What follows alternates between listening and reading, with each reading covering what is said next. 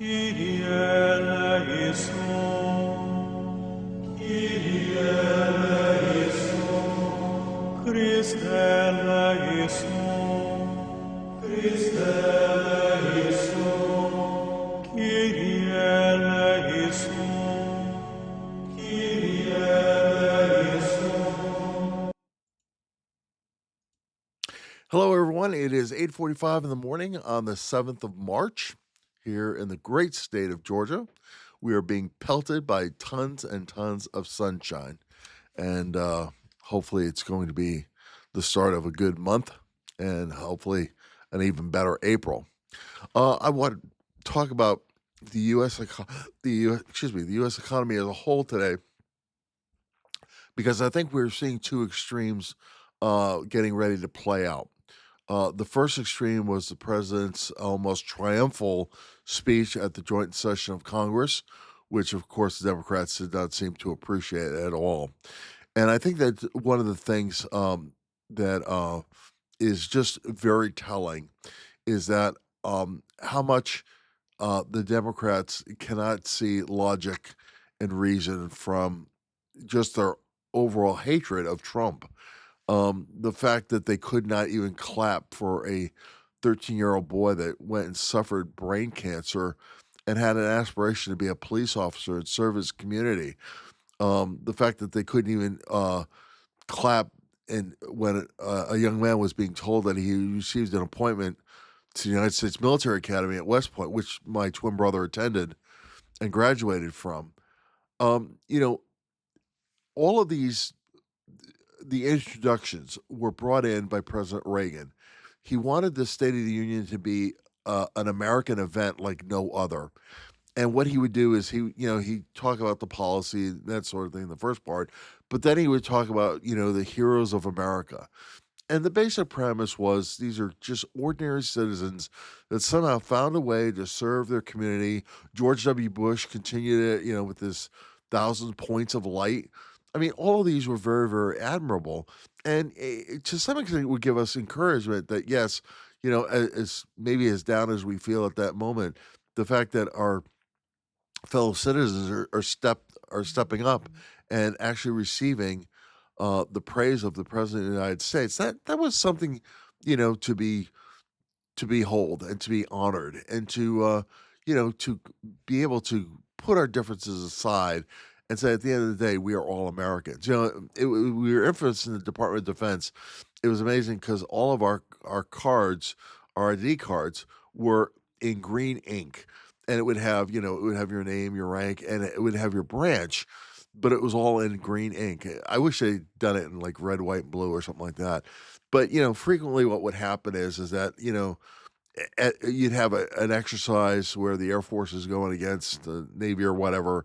The frequent recall was at the end of the day we're all on the same team, and our enemy is not within these four walls. Well, unfortunately, I believe that the enemy is within these four walls, and I think, unfortunately, the economy is going to be the crucible that is going to go and really prove that. So, what I want to do is I want to walk through a couple of points and just give my 2 cents in terms of why this should be important. The first is, if you've noticed, the governor of the state of California, Gavin Newsom, has ordered all of his state employees to report back into the office, I believe, by July 1st. Now, he's making this under the same corporate, and this is what I find so hilarious. He's using the same corporate excuses that a lot of corporations are doing in telling their folks to come back to work. We need the synergies, we need the energies, etc. But the problem is twofold. Number one, state employees have a political block. And with the state of California being a massively super majority Democratic state, the fact of the matter is that he's going to get pushback. And he's going to get pushback by his own people. Now, in a traditional organization, when the, whatever you want to say, the boss, the superior, whatever, directs that you must return to your office, well, then you're going to return. Uh, but the problem is, as many of these governments found out, is that number one, their people enjoyed working from home. Number one. Number two is that um, as far as the level of productivity, unless there is some sort of discernible measure in terms of doing that, most companies and even most governments don't have a way of discerning who is truly productive outside of maybe personal interaction. So the fact of the matter is that the American economy is going to go and face some repercussions. And the fact of the matter is that when you have these people, either as voters or as employees, are now coming back and saying, you know what, I want to rethink this. Well, let's go and rethink it in maybe a different way, something that you haven't thought about. So when we go and we look at the economic crisis in 2008, it was done because of houses. Now, this is a beautiful, beautiful home. I believe this is out in California. But the problem is that because of the laxity of the loans, because the banks were so easy to make the loans, because the banks themselves did not hold on to the loans, the banks then went and passed it on to the federal government in terms of Fannie Mae or Freddie Mac, and basically they sold the loans and then the government was on the hook. So when the loans went bad, the banks had already gotten their money. They had gotten all of their fees, etc. They're free and clear. But the problem is that for those banks that still held on to bad real estate, that's what went and took them down. Well, the challenge is that in 2025, and I say 2025, maybe closer to 2026, the problem is going to be with real estate, but it's not going to be with homes. It's going to be with commercial. And here's the reason why is that evidently, according, I believe it was Forbes that said that there are $2.6 trillion dollars of commercial real estate loans that are going to come due. Now, frequently, commercial is like any other business. They can negotiate that the buyer just does interest only loans with the end payment or the balloon payment coming at the end. It was done certainly in the retail market for the residential market, and that's why people got into mistakes because the problem is that they were paying interest only, which was fine. They were living in a beautiful home, but then when the balloon payment or that very large payment became due, they couldn't refinance and they couldn't get so the loans went bad. Well, here's the challenge is that if you have so much of that real estate going and potentially going bad, the other part is this is that many companies have bought their own buildings. Now, for example, when I worked at Travelers as an MBA intern, they owned that building. It was called the Travelers Building, and it was a very, statuesque building in Hartford, Connecticut. But the whole point is that they owned it. So the cost of that building, even though I'm sure the building had been paid for many times over, but clearly it was an asset. Well, the problem is that the asset in real estate is how much it's being occupied. And that is the challenge right now. Because as the pandemic proved, is that if you can empty out entire buildings of employees, that is, if you have a business where all of your employees can work from home. Now, of course, that wasn't every building, right? Grocery stores, the CVS, the Walgreens, et cetera. Their employees had to be in there. But for the vast majority of, let's say, a high tech firm or even a financial firm, if you can prove that all of your employees can work from home or from an alternate location, let's say, then why do you need that luxury high rise on Wall Street? You don't. Matter of fact, there were some Wall Street firms that completely abandoned Wall Street after the 9/11 attacks and relocated to New Jersey. And then by using hyper speed communication links, were able to do their trading and not miss a beat. So now you're fully able. Now, granted, you went from one high tax state to another. You went from New York to New Jersey. But the point is that if you're in a facility that literally is, and from what I understand, you can go through downtown Manhattan and just see tons and tons of real estate. So if you were then paying, let's say, on a rental basis, I know this is astronomical, but let's say $500 a square foot for real estate. Well, if you can prove that you don't need, 30,000 square feet of real estate, you have saved yourself what, $15 million? And but the fact of the matter is that if you own that real estate, let's say you own that building and your employees are all gone, well, theoretically, the building is only worth what someone would pay for it to buy it. And for right now, we're not seeing a whole heck of a real estate that's being going to be purchased, especially in this market.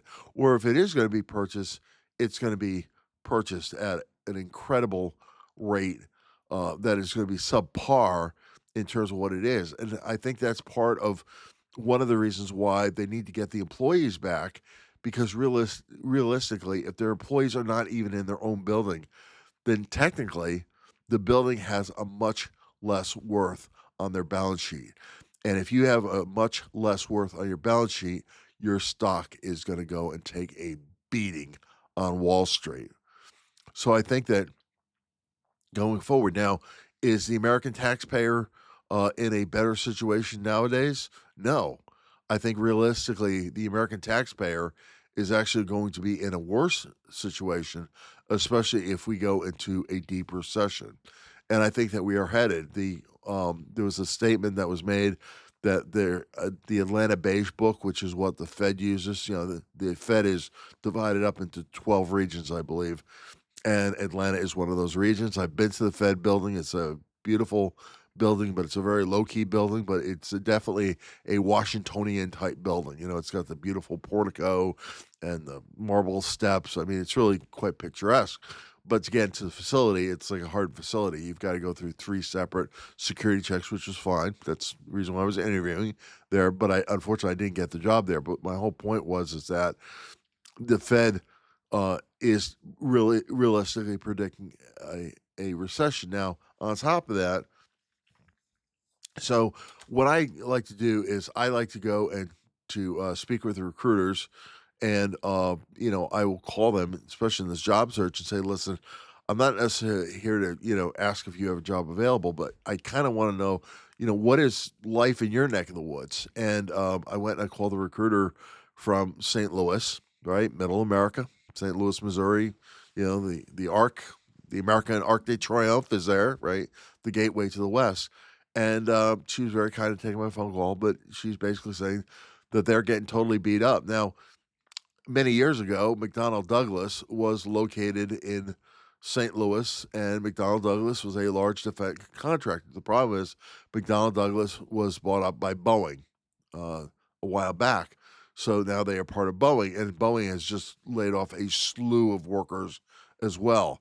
So she's finding it frantically. And, the problem is that when the HR people are losing their jobs, which many of them are, unfortunately, and we wish them well, but the fact of the matter is that um, the I truly believe we are going to go into a recession. So I think if you're lucky enough to land a job, I hope you keep it for as long as you can.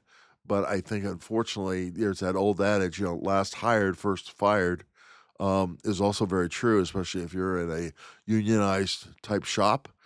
It's going to be terrible. So the youngest people that really need to get into the system because they have hopefully a long work runway ahead of them may not have that opportunity because those, let's say, those boomers or whatever are trying to hang on for every last bit for whatever reason. Maybe they didn't save enough for their retirement or whatever. But there's clearly, the problem is that in order to get job movement, people have got to come on, but the adage is also that people have got to come off, that people have got to retire. And if people are scared senseless that they cannot retire, that is going to be a real problem. I think that the final battle royale is going to happen between 2 agencies that we're going to see, and that is between Social Security and the Department of Defense. The challenge with both is that both transfer entities. And let me explain that. We take in taxes through the Social Security taxes and whatever is in the trust fund. We take that money, we collect that money, but then we have certain outlays. So those people that are currently retiring or expect to be retired, all of that is going to be paid for out of these taxes in the trust fund. Well, the problem is that there's also a large tax bill that is in Congress right now, and I'll talk about that in a bit, that is going to disrupt this. Now, we've seen a lot of the DOGE reports in terms of what's happening, right? The U.S. Department of Information was the first one to get whacked, but I mean, it's certainly not going to be the last. President Trump has actually given a mandate to start looking at closing down the Department of Education, which again is another governmental transfer. They get money through the budgeting process and they disperse it to the states. And the challenge that we are always finding is that it's always easy to give something away to the American people, but it's nearly deadly to take it away from them. And we found that out. Dan Ruckelshaus, he was a famous congressman in Chicago back in 1986. They were doing some minor reforms in Medicare. And what happened was that the seniors turned out in droves, and ultimately they voted him out of office. And he was the leading Democrat next to the speaker at the time. I mean, he was a real deal maker. So it was kind of like, well, if Dan can get voted out, then, we can't touch this. Well, there is going to be a problem because as much as DOGE has gone through Social Security and identified all those people that are over 150 years old that are somehow getting unemployment or Social Security payments, the real challenge, and this is not by myself, but Steve Bannon on a recent podcast has indicated that it's going to be with the Pentagon. Now, why the Pentagon? Well, the Pentagon, truth be told, probably has up to $1 trillion in spending. Now, officially, its budget is about 850, I believe, in the last go around, but there's probably easily about 100 million to 125 billion, I should say, that is currently out there that is farmed out to other departments that are really reinforcing what the Pentagon is doing. And that's going to be a huge challenge. And the fact of the matter is that even President Trump has put out a proposal to the Chinese and to the Russians directly that if they are willing to cut their spending, I believe the Chinese is about 400 billion, and the Russians are about 250 maybe, that he is willing basically say, listen, I'll cut my budget in half if you cut yours in half. Well, if that's the case, let's say it is fully $1 trillion, he's willing to go down to $500 billion. That would be a tremendous shock to the system because you're looking at entire weapon systems being cut out. You're looking at possibly another personnel reduction in force.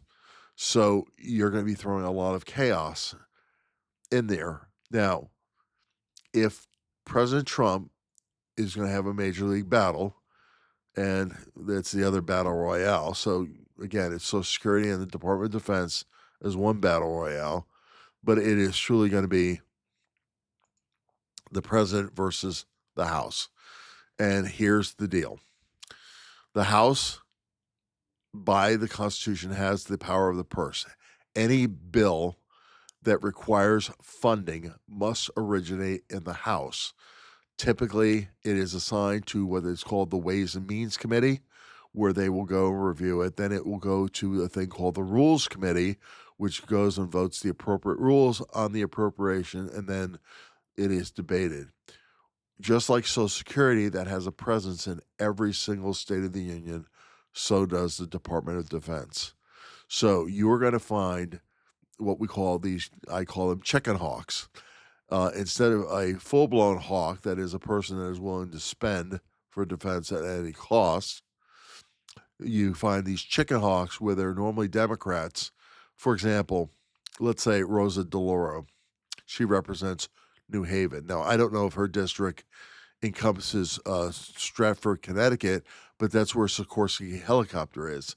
Let's say uh, Sikorsky has a huge contract with the Pentagon. The Pentagon says, sorry, guys, under the presidential orders, we can cancel it. Now, the president can do that.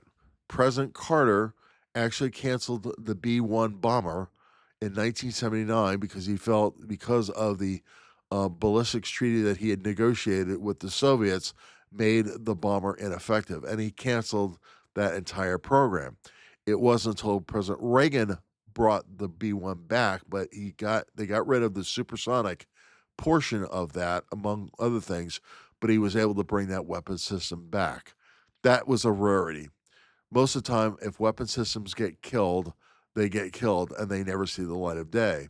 Well, if you're going to go and kill half of the Pentagon budget to you release those monies to be able to pay off the debt and that sort of thing, which I think would be, I think it would be a great gesture if we could get compliance, just, trust but verify between the Chinese and the Russians. I think it would be great. I mean, certainly Xi would like to have more money to put in his own economy because his own economy is failing right now between COVID and his elderly are becoming a majority population. Xi's got a lot of problems, and same thing with Putin. Putin has basically killed a generation, if not a generation and a half, of young men with this fighting in the Ukraine. So any chance to reduce funding for defense would be welcomed, I think, by both. The challenge is, though, is that whether or not they will go and actually go through with it. But I think that if we could do that, I think this would be a very hard thing. Certainly, the Democrats would love it. The Republicans would hate it. But I think the American people would love it because at some point, the tax burden is getting to be too great. And with so many people that are going to be unemployed, I mean, we have boosted almost conservatively almost 200 billion in the defense of the Ukraine. And Donald Trump campaigned on this back in 2016. Why the hell are we building all of these beautiful roads and facilities in Afghanistan where, we've got our own people? He talked about how John F. Kennedy Airport. I mean, this is a man who travels around the world. And the man is in real estate, so he knows a beautiful airport when he sees it. But when he talks about John F. Kennedy being an airport in the third world, in his own backyard, that's gotta hurt. So I think that there would be a tremendous amount, but the problem is that Congress is going to fight like hell, and you're going to have all these chicken hawks coming out saying, "No, no, no, cut that guy's program, but don't cut mine because my district is more important." And that's really where the Republicans, in some instances, they might lose some seats, um, or they might be able to hold on to them. I don't know. Politics is local, as Tip O'Neill used to say. So what works in Tampa, Florida, is not necessarily going to work in Colorado Springs, Colorado, or Long Beach, California. But I think that certainly if the economy was better, an argument could be made. Let's make all of these cuts. But the problem is that the economy is going to go into a real recession, and I think you're going to see even more outflowing of dollars. And like I said, we're already 36 trillion in debt. I mean, the system has very little margin, and I think the Fed is going to be hard pressed to figure out what the hell to do when so many people are unemployed. So again, I'm making this statement on the 7th of March, 2025. So here's my prediction. By Labor Day of this year, this economy is going to be in a full-blown recession. I don't know how long it's going to last for, but certainly the president's going to catch a lot of heat. Now, can he recover from this? The Republicans? Yes, I think they can.